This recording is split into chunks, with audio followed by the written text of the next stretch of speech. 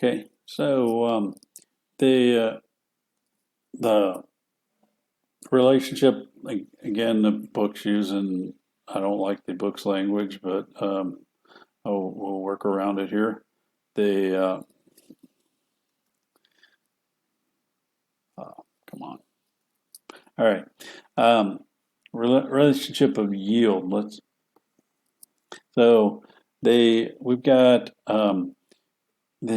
a 10% coupon. So if we have a 10% coupon and a 10% yield, then the price of the yield and the coupon are equal. The price of the bond is going to be par. So this is a 15-year bond. We're doing an annual calculation. The 15-year 10% bond. So the value of the bond equals the face value bond selling at par. If the yield on the bond is 12%, the coupon rate is less than the yield, the bond's going to sell at a discount. The value of the bond is less than the face value. It's going to sell. It's called a discount bond. Then, next example, yield greater. I'm sorry, the yield is less than the coupon rate, so the bond is going to sell at a premium. So it's great. The price is greater than $1,000. So the value of the bond is greater than the maturity value. It sells at a premium. So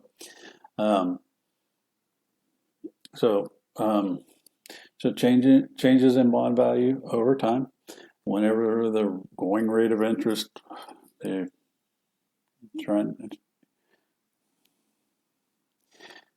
yield equals the coupon rate, the bond will sell at par value. And increase in interest rates or yields will cause the price of the bond, cause the price of an outstanding bond. A decrease in yields will cause the price to rise. Market value of bonds will always approach par, the par value or face value as maturity approach. As long as the firm doesn't go bankrupt. You'll see this in this slide here.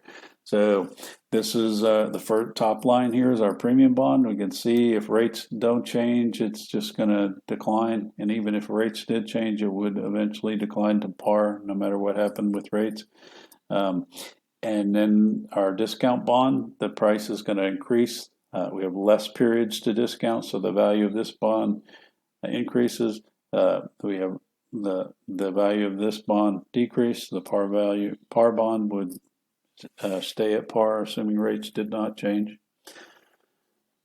The bond yield is a function of the current yield and the capital gains yield. So this is very much like the holding period return. So this is the coupon. In this case, it would be the annual coupon divided by the value of the bond. And capital gains are simply the ending value minus the beginning value divided by the beginning value. And again, if we're doing this calculation for comparison, we would use beginning values. Interest rate risk on a bond. Bonds face two types of interest rate risk. One is interest rate risk that they are price risk. The risk changes when exposed to the investors are exposed to this with changing interest rates, specifically rising interest rates. Reinvestment risk. Reinvestment risk is the risk that when you calculate the price of a bond, it's assuming that yield assumes that you can reinvest it at that rate, which is unrealistic assumption, but that's how the pricing is done. So, it's likely that a bond will, you always face reinvestment risk because that rate is always likely to be different. So that is when you receive a coupon payment, reinvesting that at the current market rates. So next one is a comparison of long and short-term bonds. We have a short-term bond that, or a 1-year bond and a 15-year bond. And what we can see here is the price of that 1-year bond is much less volatile than the 15-year bond. So that's that interest rate risk that the long-term bonds face. So the price of that 15-year bond is going to go up more as interest rates fall. It's also going to go down more as interest rates rise. The final slide gives you calculates the current yield, capital gains yield, and total yield. That's total yield is what I refer to our holding period return. Same idea. We give you an idea of how this chart works. So this bond is issued in 2011 at 4.8% with a 5 years to maturity at par.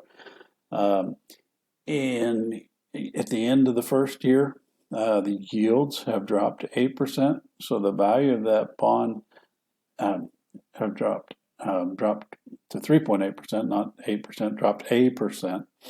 So the value of that bond has gone up. So the current yield for that period was 4.8%. Just in this case, it'd be a $48 coupon divided by 1,000. Then the capital gain is going to be 1,036 minus 1,000 divided by 1,000, so that's 3.68%. So the yield for the entire period would be 8.48%. Go through the next example here. The yield doesn't change, so it's the same, but the price decreases. So the current yield here for this period is the $48, the coupon payment, divided by the 1,036, so that's 4.63. There's a loss in value here because it goes, so it's declines from, so that would be 1,028.1 divided by 1,000, minus 1,036.79 divided by 1,036.79, which would give you a 0.84% loss, which would result in a total yield or holding period return of 3.79%. So if you go through the entire calculation, that's how all these individuals are calculated. So that is the end of Chapter 6.